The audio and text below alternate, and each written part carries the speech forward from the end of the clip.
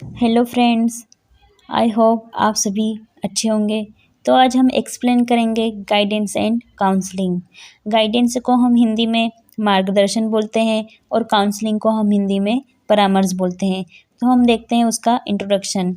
One of the most important areas in education which has acquired considerable importance and received much attention in recent year is guidance and counseling. Present day nurses have to acquire some specialized knowledge regarding guidance and counseling in order to guide the patient tactfully in this highly competitive world. Guidance और counselling शिक्षा में सबसे महत्वपूर्ण क्षेत्रों में से एक है।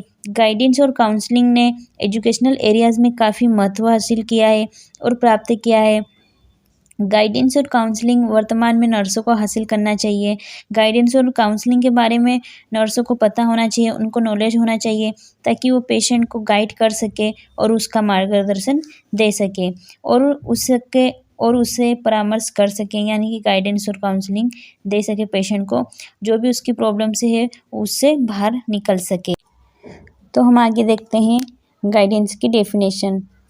Guidance is the assistance made available by qualified and trained person to an individual of any age to help him to manage his own life activities, develop his own point of view, make his own decision and carry on his own burden.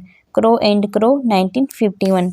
Guidance एक assistance है जो कि qualified और trend person के द्वारा दी जाती है।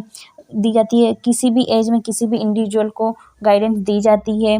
Guidance help करती है जो भी लाइफ की एक्टिविटीज़ है उसको मैनेज करने में और खुद का एक पॉइंट को डेवलप करने में और खुद के डिसीजन लेने में हेल्प करती है और जो भी बर्डन है उसको भी कैरी करने में वो हेल्प करती है।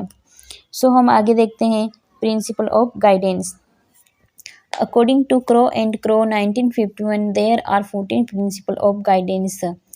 Crow और Crow के अकॉर्डिंग 14 प्रिंसिपल्स दिए हैं। तो हम पहला देखते हैं। Every aspect of an individual complex personality patterns constitute a significant factors of his total display of attitudes and behaviour.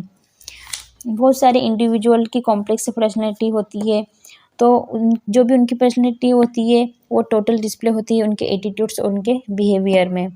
Second है, although all human beings are similar in many way individual difference must be recognised.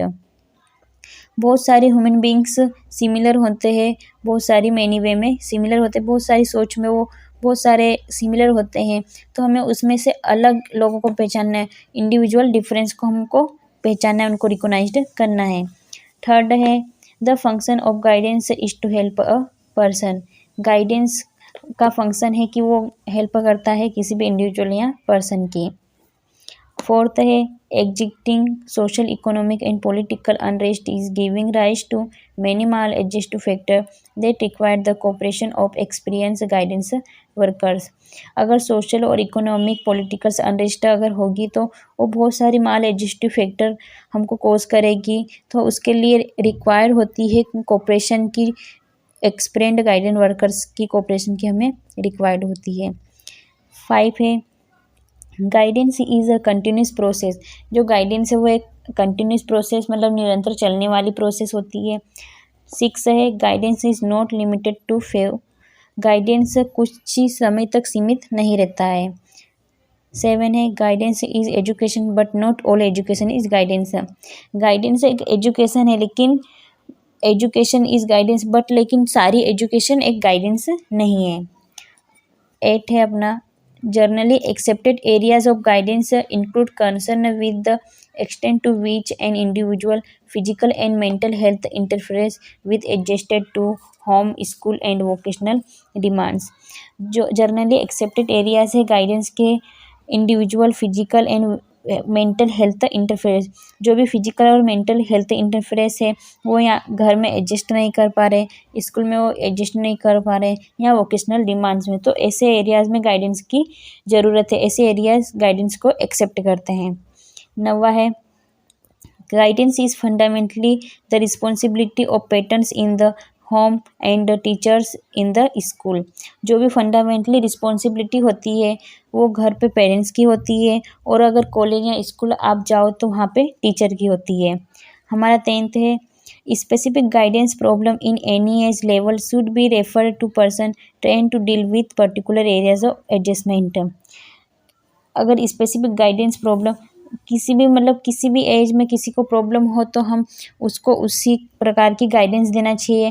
जैसे छोटे बच्चों को अभी problem हो तो छोटे बच्चों को उनके लेवल की गाइडेंस हमें देना चाहिए। अगर हम नहीं दे पाए तो कोई भी एक ट्रेन पर्सन होता है उसको हमारी गाइडेंस उसको हम रेफ़र कर दें, ताकि वो पर्टिकुलर एरियाज़ में एडजस्ट जो भी कर सकता है वो उसको हम गाइडेंस दे सकें, ताकि वो दूसरों के साथ डील कर सके।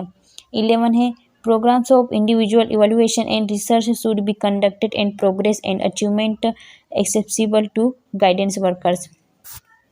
जो भी प्रोग्राम्स होते हैं वो इंडिविजुअल इवैल्यूएशन और research should be conducted, individual evaluation और रिसर्च कंडक्टेड करना चाहिए ताकि वो प्रोग्रेस और achievement made assembly guidance worker हो सके। 12 है, the guidance programme should be flexible in term of individual and community needs और else it will lose its value. जो भी हम प्रोग्राम्स कंडक्टेड करते हैं वो फ्लेक्सिबल होना चाहिए और वो इंडिविजुअल और कम्युनिटी के नीड्स के अकॉर्डिंग होना चाहिए, वरना जो भी गाइडेंस देने वाला है वो अपनी वैल्यू को खो देगा। फिर हमारा 13 है, कंटिन्यूस और periodic appraisal should be made. ये कंटिन्यूस और क्रमवाइज होती है guidance. Guidance is preventive rather than curative. Guidance एक प्रिवेंटिव होती है रेदर देन क्यूरेटिव। ये प्रिवेंट करती है लेकिन क्यूर नहीं करती है। Areas of guidance. Every individual at some time or other needs help to become happier, more creative, and better adjusted in family and society. There are several areas where a student requires assistance. These can be classified into educational guidance, vocational guidance, personal guidance, social guidance, vocational guidance, health guidance और financial guidance। प्रत्येक व्यक्ति को कभी न कभी needs की help होती है। हैप्पियर मतलब खुश होने के लिए, और मोर क्रिएटिव मतलब कि कुछ अधिक या कुछ नया करने के लिए, और बेटर एडजस्टेड मतलब कि फैमिली में अच्छे से एडजस्ट होने के लिए, और सोसाइटी में एडजस्ट होने के लिए। ऐसे कई सारे क्षेत्र हैं जहाँ स्टूडेंट को सहायता की ज़रूरत पड़ती है, तो वो क्लासिफाइड किए गए हैं। सबसे पहला है एजुकेशनल गाइडेंस, फिर है वोकेशनल गाइडेंस में भी स्टूडेंट को ज़रूरत पड़ती है, फिर पर्सनल गाइडेंस, फिर सोशल गाइडेंस और वोकेशनल गाइडेंस, हेल्थ गाइडेंस और फिनेंशियल गाइडेंस। तो हम देखते हैं एजुकेशनल गाइडेंस। सबसे पहले educational guidance help the student to get maximum benefit out of education and solve their problems related to education. The emphasis in on providing assistance to student to perform satisfactorily in their academic work, choose the appropriate course of study, overcome learning difficulties, foster creativity, improve level of motivation, utilize institutional resource optimal such as library or laboratory etc। Educational में भी guidance help करती है student की कि वो maximum benefit मतलब जो भी उसकी एजुकेशन है उसका अधिक से अधिक वो लाभ ले सके, और उसकी जो भी प्रॉब्लम है वो एजुकेशन से रिलेटेड उसको वो सोल्व कर सके। इसमें एजुकेशनल गाइडेंस स्टूडेंट को असिस्टेंस प्रोवाइड करती है ताकि वो अच्छे से परफॉर्म कर सके, अपने जो भी एकेडमिक वर्क है उसमें अच्छे से परफॉर्म कर सके। फिर चूज़ द एप्रोप्रिएट कोर्स मतलब अच्छे से अपना जो भी स्टडी से रिलेटेड कोर्स है वो चूज़ कर सके, और लर्निंग डिफ़िकल्टीज़ को भी वो ओवरकम कर सके, मतलब कि जो भी सीखने की वो है डिफ़िकल्टीज़ उसको भी वो कम कर सके। और फोस्टर क्रिएटिविटी मतलब कि कुछ अच्छे से नया कर सके। फिर इम्प्रूव लेवल ऑफ मोटिवेशन मतलब कि खुद के मोटिवेशन के लेवल को इम्प्रूव कर सके, और यूटिलाइज कर सके जो भी इंस्टीट्यूशनल रिसोर्स है मतलब जैसे लाइब्रेरी और लेबोरेटरी है उनका अच्छे से वो यूटिलाइज कर सकें। फिर आगे है vocational guidance. Vocational guidance is the assistance providing for selection of vocation and preparation for the same. It is concerned with enabling students to acquire information about about career opportunity, career growth and training facilities. Vocational guidance में भी guidance help करती है, उसको एक assistance मतलब एक सहायता provide करती है, जो भी सिलेक्शन ऑफ वोकेशन के लिए जो प्रिपरेशन करता है या जो भी सिलेक्शन हुआ है वोकेशनल के लिए उसकी हेल्प करती है। फिर वो इट इज़ कंसर्न मतलब कि कंसर्न करती है जो भी इनेबलिंग स्टूडेंट है उनके साथ, उनको एक्वायर इन्फॉर्मेशन प्रोवाइड करती है उनके करियर के अपॉर्चुनिटी बारे में, फिर करियर ग्रोथ के बारे में उनको बताती है और जो भी ट्रेनिंग फैसिलिटीज़ है उसके बारे में उनको इन्फॉर्मेशन प्रोवाइड करती है। आगे है personal guidance. Personal guidance refers to the guidance offered to students, enabling them to adjust well to their environment and become good citizens. Adolescent behavior to a great extent depend upon the moods and attitudes of the adolescent. Emotional instability is a characteristic of adolescent, and this is often the cause of many of their personal problems. Personal guidance will help them solve these problems. Personal guidance refers guidance है जो कि student की help करती है इसमें, ताकि वो अच्छे से एडजस्ट हो सके इन्वायरमेंट में या सोसाइटी में, वो अच्छे से एडजस्ट हो सके और बिकम गुड सिटीजन, और वहाँ जो भी सोसाइटी में रहता है वहाँ का वो अच्छा नागरिक बन सके। एडोलसेंट का बिहेवियर डिपेंड करता है उसके मूड और एटीट्यूड्स पे करता है, और इमोशनल इंस्टेबिलिटी उसकी करेक्टरिस्टिक्स होती है एडोलसेंट की, जो कि उसको कॉज करती है personal problems. Personal guidance help करती है जो भी उसकी पर्सनल प्रॉब्लम है उसको सॉल्व करने में।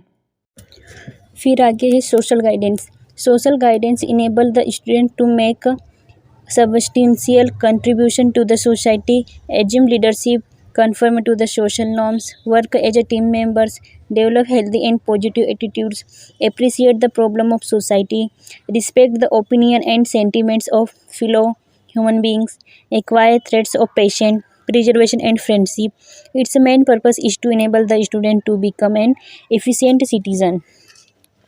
सोशल गाइडेंस छात्रों को सोसाइटी में महत्वपूर्ण देने में, एज्यूम लीडरशिप यानी नेतृत्व ग्रहण करने में, conform to the social norms जो भी वहाँ सोसाइटी के मानदंड है उनको समझने में या कन्फर्म करने में, फिर वर्क एज टीम मेंबर्स के रूप में वहाँ काम करने में, फिर develop healthy and positive attitudes उनके जो भी हेल्दी और पॉजिटिव एटीट्यूड्स उसको डेवलप करने में, फिर appreciate the problem of society जो भी सोसाइटी की प्रॉब्लम है उसको समझना और उसको सुनना, फिर respect the opinions and sentiments of fellow human beings जो भी फेलो ह्यूमन बींग्स है उनके ओपिनियंस और सेंटिमेंट्स की रिस्पेक्ट करना, यानी कि उनकी जो भी राय और भावना है उनकी रिस्पेक्ट करना, फिर थ्रेड्स ऑफ पेशेंट वहाँ जो भी चीज़ है उनका पेशेंट थोड़ा रखना चाहिए, फिर प्रिजर्वेशन और फ्रेंडशिप होना चाहिए। इसका मेन पर्पस है कि जो भी स्टूडेंट्स जहाँ भी सोसाइटी में रहता है वो वहाँ का एक अच्छा नागरिक बन सके। फिर आगे है vocational guidance.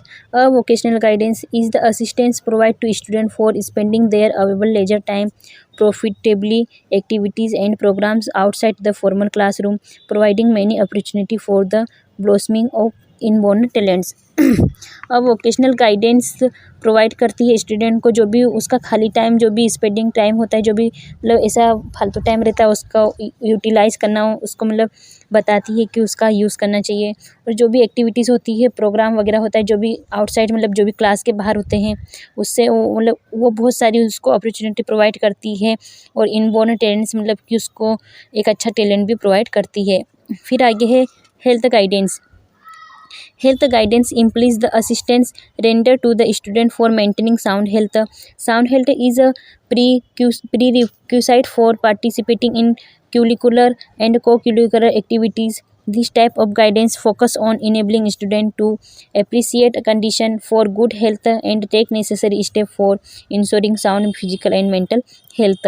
Health guidance provide करती है एक स्टूडेंट को मतलब उसकी हेल्थ को मेंटेन करने के लिए कि अपनी हेल्थ को अच्छे से मेंटेन करके रखना और हेल्थ को अच्छे से मतलब स्वस्थ रखना। फिर साउंड हेल्थ मतलब कि जो भी बाहर की और जैसे क्यूलिकुलर मतलब कि ये बाहर की एक्टिविटीज़, को क्यूलिकुलर बाहर की एक्टिविटीज़ होती है, जो क्यूलिकुलर होती है वो क्लास के अंदर की होती है, तो उनमें उसको पार्टिसिपेट करना चाहिए ताकि उसकी हेल्थ अच्छे से मतलब कि अच्छे से मेंटेन हो सके। फिर मतलब कि उसकी हेल्थ पे उसको फोकस करना चाहिए, और मतलब जो भी उस हेल्थ की जो भी स्टेप्स हैं नेसेसरी स्टेप्स उनको मतलब कि फ़ोकस उन पे करना चाहिए ताकि उनकी हेल्थ अच्छे से रह सके। फिर आगे है financial guidance. The function of financial guidance is to help the needy student in determining the financial assistance they need in the light of the expected expense and to the get it from financial organization after completing the formalities। इसमें मतलब financial guidance का एक ऐसा function रहता है, एक ऐसा काम रहता है कि जो भी नीडी स्टूडेंट, जो भी ज़रूरतमंद स्टूडेंट, मतलब कि किसी के पास पैसे नहीं रहते पढ़ने के लिए, ऐसे स्टूडेंट को मतलब वो डिटरमाइनिंग मतलब उनको पहले पता करते हैं, उनकी जो भी फिनेंशियल असिस्टेंस मतलब जो भी उनकी ज़रूरत है उसको पता करते हैं, और उसके जो भी एक्सपेक्टेड है मतलब वो जो भी हमारे से जो भी एक्सपेक्टेड करता है उसके बारे में पता करता है, और उसको फिर जो भी मतलब फिनेंशियल ऑर्गेनाइजेशन जैसे कोई भी संगठन होते हैं उनसे मतलब उसको मतलब कि उसको प्रोवाइड करवाते हैं, मतलब कि जो भी मदद है उसको प्राप्त करने में उसकी हेल्प करते हैं, वो भी कंप्लीटिंग द फॉर्मेलिटी, जो भी मतलब जो भी उसकी वहाँ की जो भी फॉर्मेलिटीज़ होती है उसको पूरा करने के बाद उसको जो भी उसकी ज़रूरत होती है वो उसको प्रोवाइड करवाते हैं। Thank you so much.